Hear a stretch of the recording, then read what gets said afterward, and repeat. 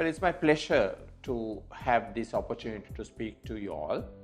And today I think we need to speak about endometriosis. Endometriosis is one of the most commonest diseases that we meet in gynecology today. In fact, worldwide, the amount of endometriosis we have is about 10% of all women who are in the reproductive age. The whole problem is that it is sometimes diagnosed very late. It might start very early for any girl who starts to menstruate, and it might remain undiagnosed according to the worldwide data for about 8 to 9 years. By the time it's diagnosed, sometimes endometriosis has advanced so much that it disrupts almost all the pelvic structures that we see, that is the structures in the pelvis, and it can have an effect on a lot of problems. For example, if it is affecting the womb, the fallopian tubes and the ovaries, it can cause pain and it can cause problems of fertility. If it affects the bowel, it can cause problems with defecating or passing stools, and it can be very painful sometimes to pass stools.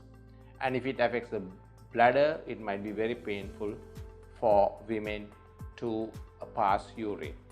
So at the same time, what is endometriosis? If we look at endometriosis, simply the womb has two major parts. One is the cavity, which is lined by a very active type of cells, which is called the endometrium. And then there is a muscle of the womb, which is the main body of the womb. So endometriosis is now this endometrium, these cells of the endometrium and the muscle of the womb should not mix. And also the endometrium is found or should be found exclusively inside the cavity of the womb. But sometimes these cells are located and found outside the womb. And what happens is, when it's found outside the womb, however, they function like the endometrium. And therefore, what happens is, when a woman is menstruating, usually the blood will collect inside the cavity, and then through the neck of the womb, it will fall into the vagina and it will go out. However, in endometriosis, if the cells are found, for example, inside the ovary, it will also bleed, but the blood has nowhere to go, and therefore it will collect inside the ovary. And gradually, with each period, there will be a build-up of blood, and gradually it will fall into a ball of blood, which can grow bigger and bigger and bigger, which is what we call an endometriotic cyst. Or because the blood, when it gets old, is like chocolate, it is also called a chocolate cyst as well, because when you cut it, a chocolate-like material can come out. Now, if you look at why it happens, it's basically, it is thought that the blood, when a woman bleeds during the menstruation, the blood will fall normally into the vagina and out. But however, a certain amount of blood in almost every woman will go through the tubes and fall into the pelvic cavity as well. But in 90% of the women, right, this blood can be cleared off by the fact that they are able to clear the blood off from the surface of the pelvis, or from the surface of the ovaries, or from the surface of the bowel, and they have the genetic ability already to clear it off. But in some 10% of the women, this ability is not there, and therefore these tissues and the endometrium or the endometrial cells will implant into wherever they fall. And these are the women who will develop endometriosis, unfortunately. So it starts off with menstruation, gradually builds up, and then finally a woman ends up with very severe endometriosis. So that is the problem. Now, see, depending on where it is sited, right, the symptoms will vary. As I told you before, if the endometriosis are it's in the ovary, she will develop chocolate cyst or endometriosis, and it will harm or disrupt the function of the ovaries. If it is on the fallopian tubes, the fallopian tubes will cause harm to this very delicate structure, and it will get adhered to everything around, and it will not function normally, especially for fertility purposes. And if it sits on the bowel, what happens is the bowel wall becomes thick. It should be very pliant, it should be very soft. But when it becomes very thick, what happens is when the feces or stools goes into it, it needs to expand without causing pain. But in this case, the expansion will cause pain because the bowel wall is involved. And when the person tries to defecate or pass stools, she will feel a big pain or an extreme pain, and then once the stools are passed, then the pain goes away. So that is typical of endometriosis.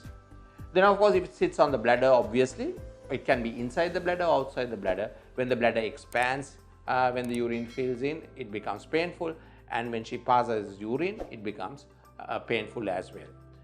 If they sit on the ureter, which are very two small tubes that bring urine from the kidney to the bladder, what will happen is it will crush the ureters, and that will cause the ureters to expand. And that because when the ureters expand, because there is an obstruction to the outflow, the kidneys will also become big, expand, and then eventually the woman will lose the function of the kidneys, which is very, very, very life-threatening.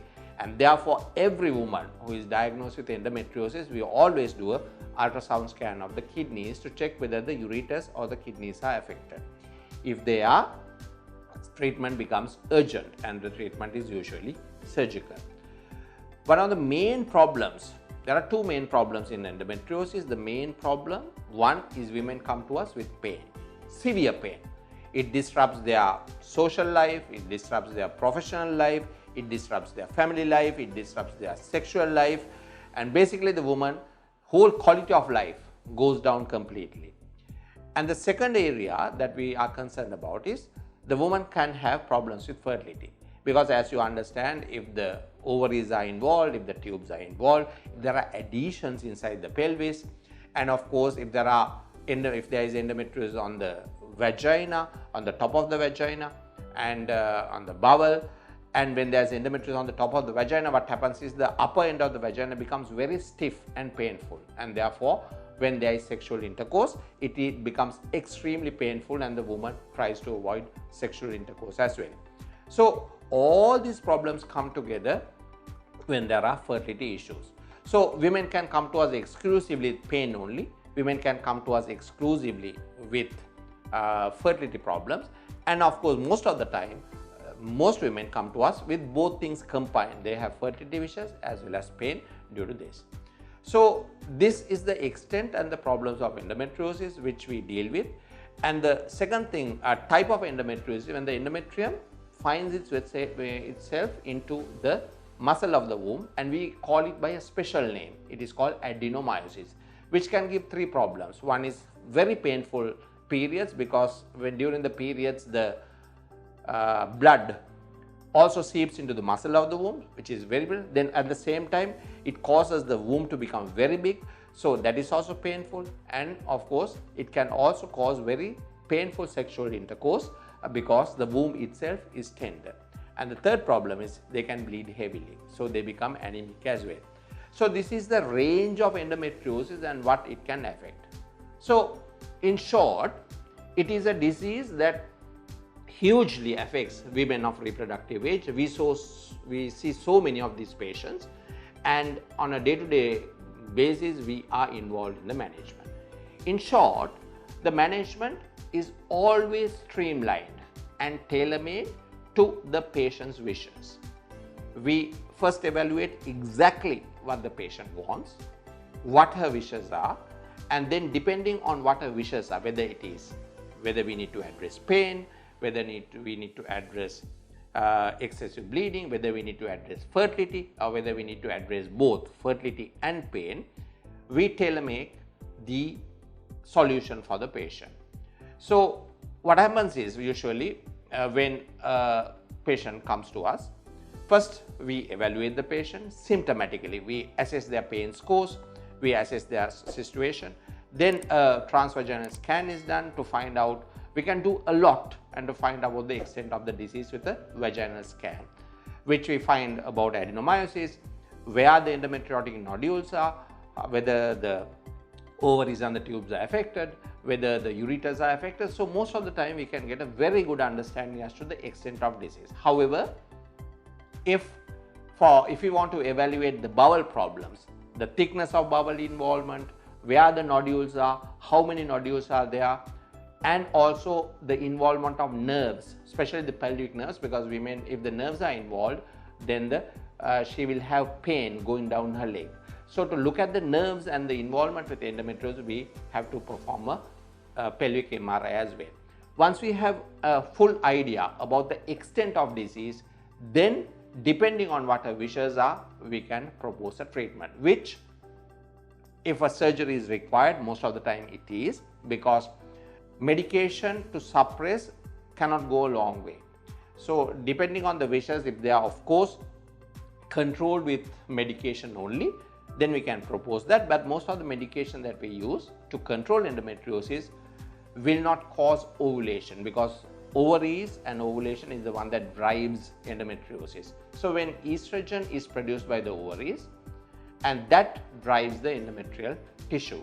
So however, if a woman wishes fertility, we cannot give suppressive therapy, because there will not be ovulation. If there is no ovulation, there will not be pregnancies, and therefore these women, we most of the time might require surgery. However, in the young generation, if we diagnose them early, especially school going children, and we need to suspect that if they have very painful periods basically, and if that happens, then medical therapy is the main thing, and usually we will suppress endometriosis for a long period of time, so that they do not develop the bigger side effects of endometriosis. So it is a good thing for small children, for school going children and young who do not wish fertility, to suppress it medically and prolong the remission which we do. Surgery for endometriosis is, if fertility wishes are there, the mainstay is to excise or remove as much endometriosis as we can, and then immediately go for our fertility treatment. Surgery must be done only laparoscopically. It must never ever be done by an open surgery. If you do an open surgery, you do not see the endometriosis, you cannot excise the endometriosis, you cannot see the anatomy, and what will be done is you will disrupt the pelvis more, and then the subsequent proper laparoscopic surgery will be difficult and it will completely harm the pelvis. So you should never ever undergo a laparotomy for endometriosis. It has to be done by an expert, because the structures there are delicate, and it has to be, the anatomy needs to be perfectly known to perform a proper job for endometriosis. That is number one. Number two, if the woman does not have fertility issues, if the woman has children, then the aim of surgery would be to remove everything that can be possibly removed to reduce pain. If the womb is large and has adenomyosis and extremely painful and everything is stuck together into the womb, hysterectomy or the removal of the womb will become an option if the woman has very severe pain. And these women who undergo these surgeries, excisional surgeries maximum, the pain most of the time is vastly reduced, the pain scores become better, and of course their quality of life is very much better once a proper excisional laparoscopic surgery is performed. And also once a proper excisional laparoscopic surgery for women who are undergoing problems with fertility, the natural chances of conception or having a child also becomes higher. So that is all in a nutshell which I wanted to speak to you all. What is very important is, what you have to understand is that endometriosis is a common disease. It is very much essential to diagnose it early, especially in school going children or young children.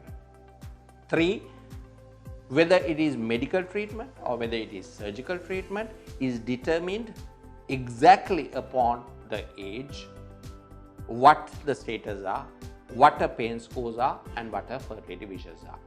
Number 4, in summary, If a surgical option is undertaken, it must never ever be done by laparotomy in any way. And it should, because that is a crime to do it by laparotomy, it must be done laparoscopically to gain the maximum visualization, to do the maximum excision, and to gain the best outcome for endometriosis.